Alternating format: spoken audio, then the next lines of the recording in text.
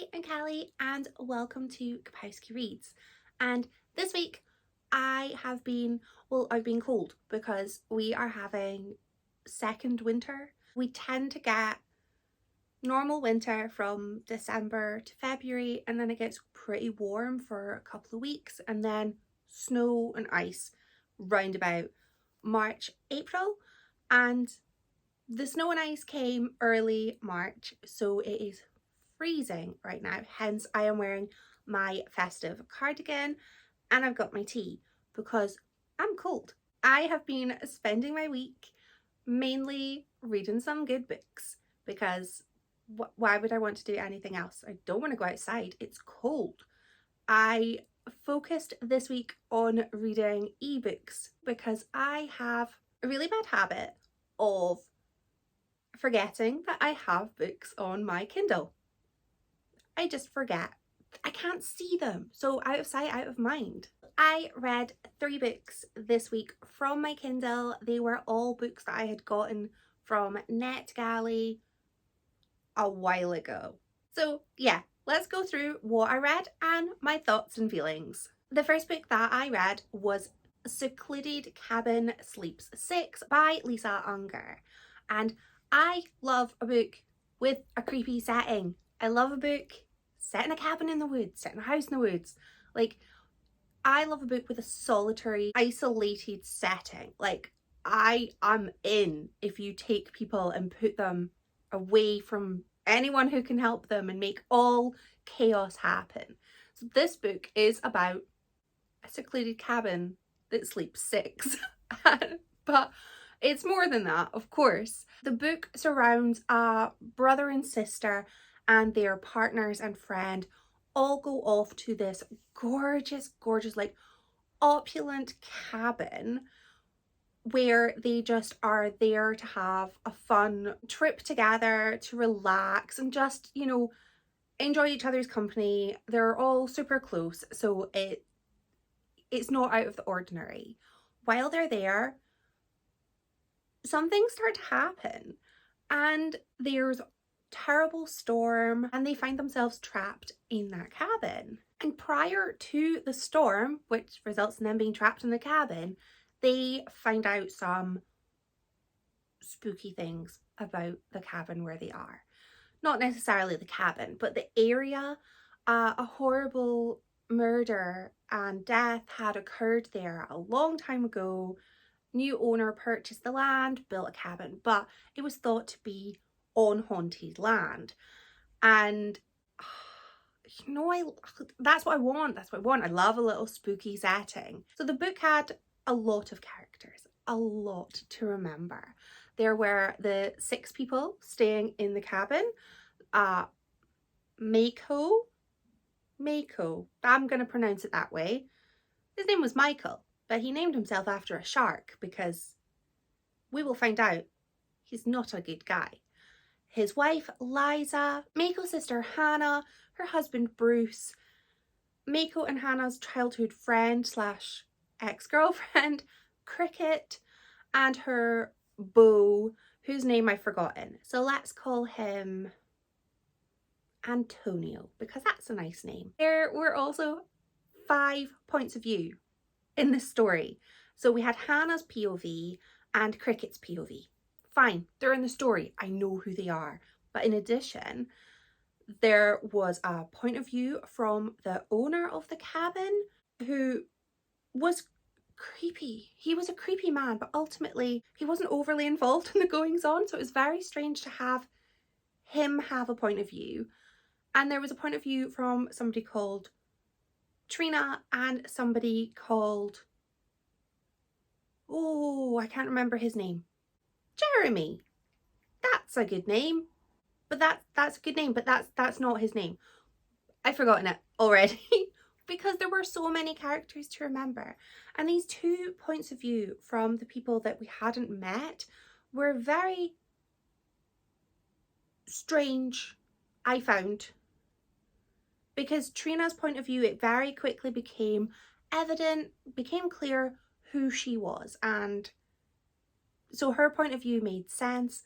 But the other guy, his point of view started 10 years before the events in this book. So it was very strange having a flashback from somebody that we did not meet until 80% into the book.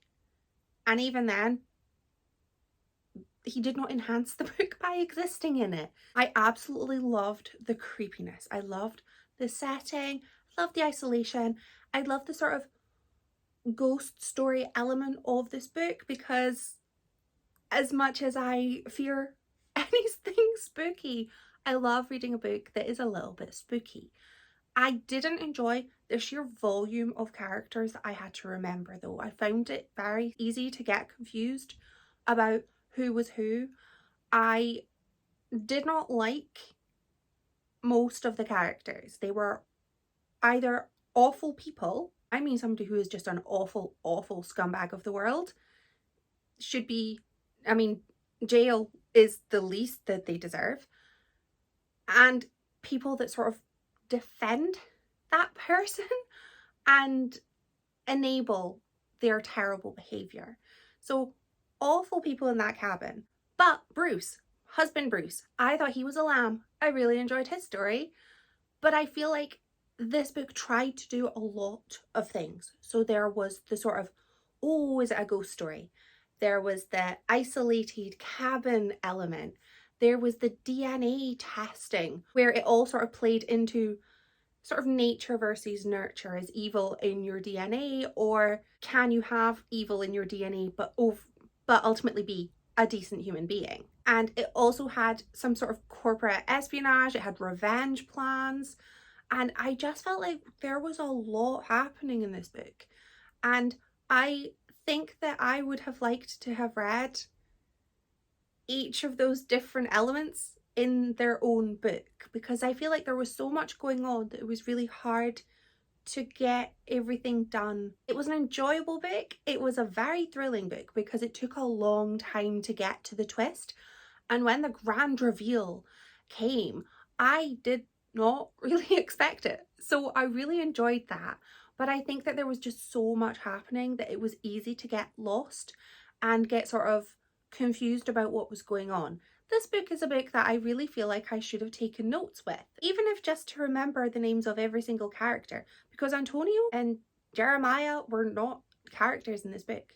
Jeremy, I don't remember. But I loved the setting. I love a book in a cabin, in a wood. Very much my thing. I really love the setting. It is what made the book for me. The next book I read, I also loved the setting of, was A Witch's Guide to Fake Dating a Demon by Sarah Hawley. And this book is about Marielle Spark, who is a witch. She is sort of a prophesized witch, and she accidentally finds herself having summoned a demon. Accidentally. And the demon is like, you kind of started bartering with your soul, so I kind of have to stay here until we finish the deal. And she's a bit like, no, I don't want to barter away my soul.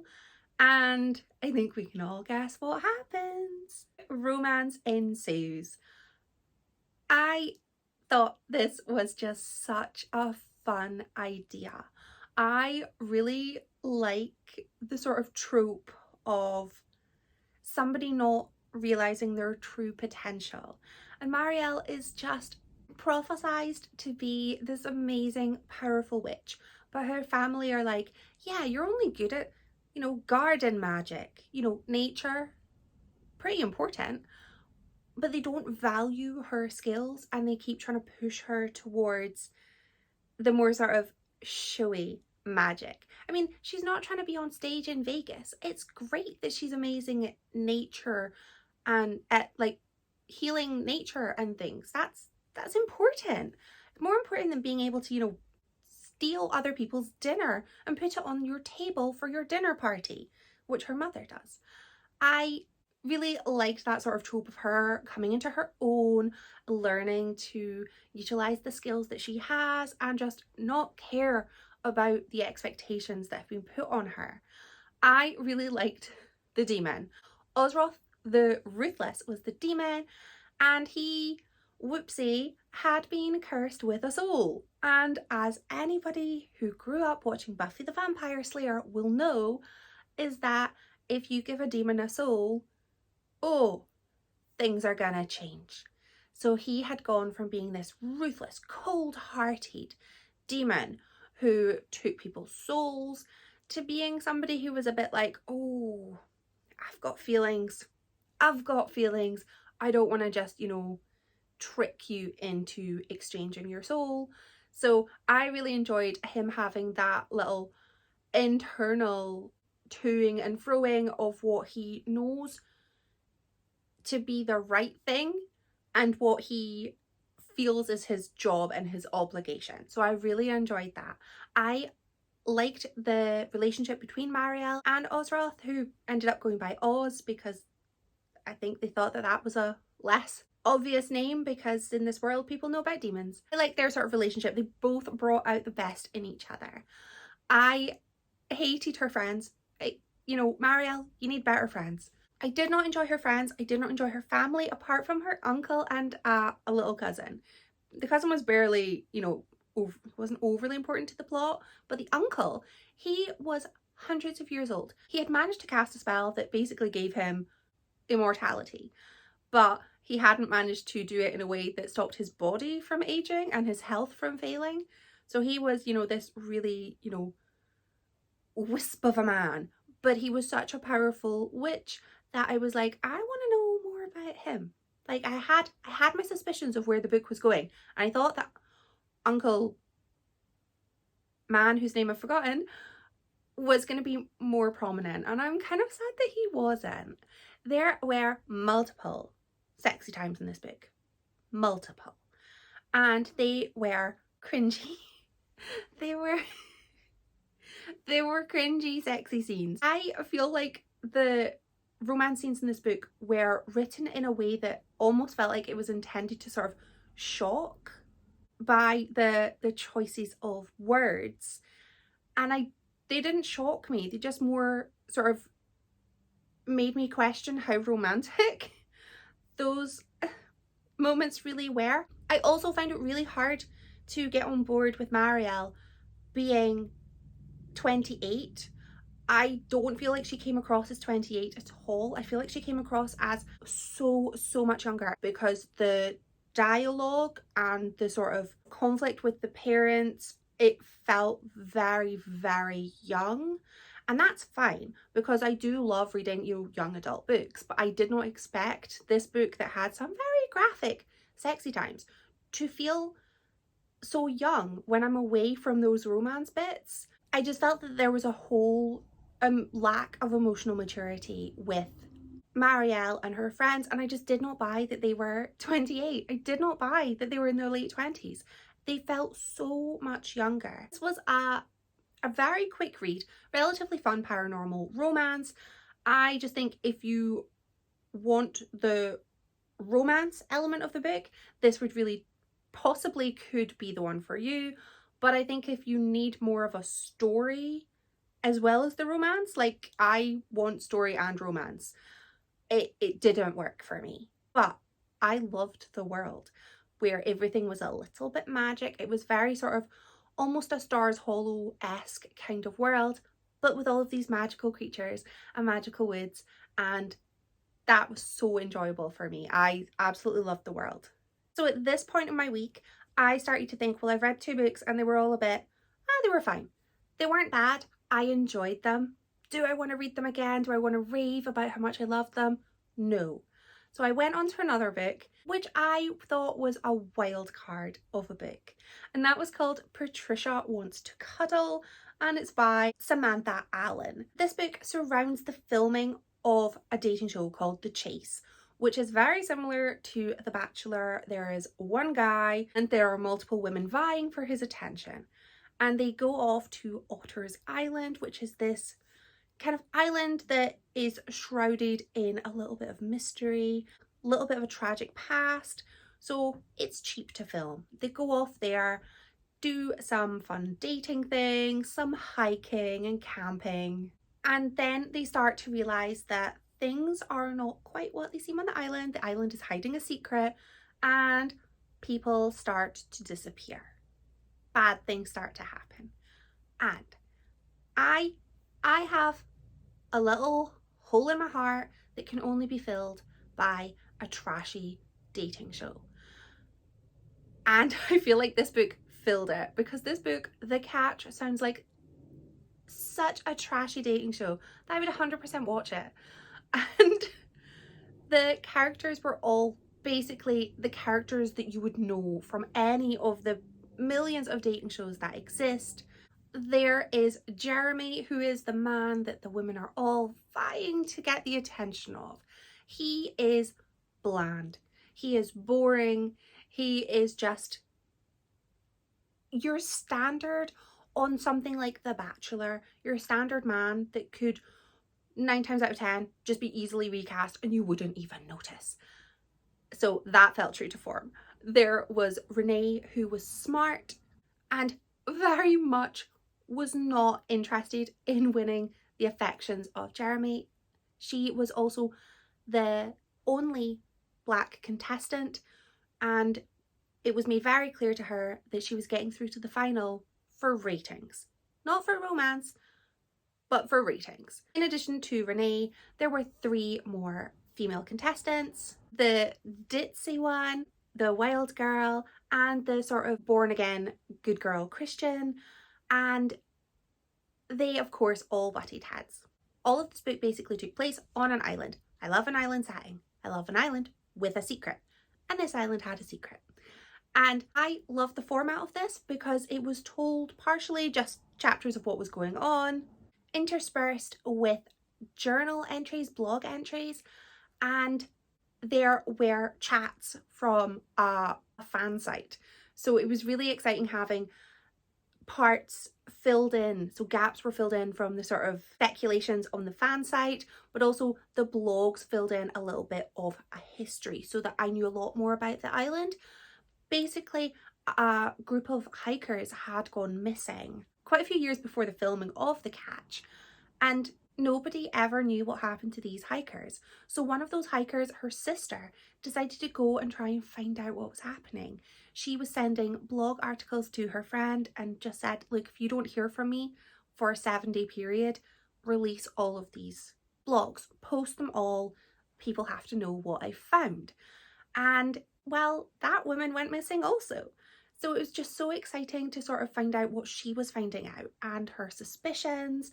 And I thought this book was just so exciting. I had no clue which direction the book was going to go in. I knew there was someone on the island who was doing things, but I wasn't sure who or what.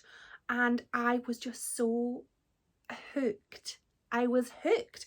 I wanted to know, and I only sort of saw it coming maybe a chapter before the reveal. So I can't take any credit for guessing where the book was going. I was kind of on edge, and I really enjoy a book where people are basically taken down one by one on a creepy island. The only thing that I feel was lacking from this book was I needed more. I feel like it was maybe 100 pages or so too short. I needed to know a little bit more about what happened after the events, and I would have loved to have known a little bit more about the inhabitants of the island. I feel like if I could have had those, then the book would have been like 5 stars for me. I really enjoyed what I got though, and I will take what I got. I will take it gratefully, but I just was left wanting a bit more. I feel like this was a very exciting book. It was funny and it was very tongue-in-cheek, very much playing into the well-known tropes of those trashy dating shows that I will just devour. Partly because I just love love, but also I love the drama. So I got that from this, and I really did find myself growing very, very fond of all of the characters, apart from Jeremy, because I don't think we were meant to like him, but all of the women, they were just on the surface fighting against each other for this prize in the form of a man who really wasn't really worth it. None of them really liked him, but I feel like they were almost too scared, too reluctant to have any form of bond with each other because they were competitors. But you could really see that in another world, they would all be pals. Or at least civil to each other.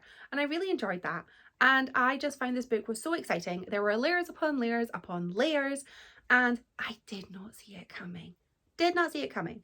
And I have seen a few people post about this book and suggest that it was very similar to a book by Libba Bray, which I think was called Beauty Queens, which is about a plane crash where some beauty queens find themselves on an island and things go wrong. So I have ordered that book because I need more books that are creepy island and bad things start to happen. It's what I love in a book. So I'm so glad that I managed to finish my week of reading from my Kindle on a high. I really need to stop ignoring and neglecting my Kindle. So I'm going to try harder to keep on track of the books that are there, because I had a good time with the books that I read. So I really need to stop neglecting them. I'd love to know how your week of reading has been, if you found anything enjoyable. And I am off to go and try and warm up because I'm so cold. Thank you so much for watching. Bye!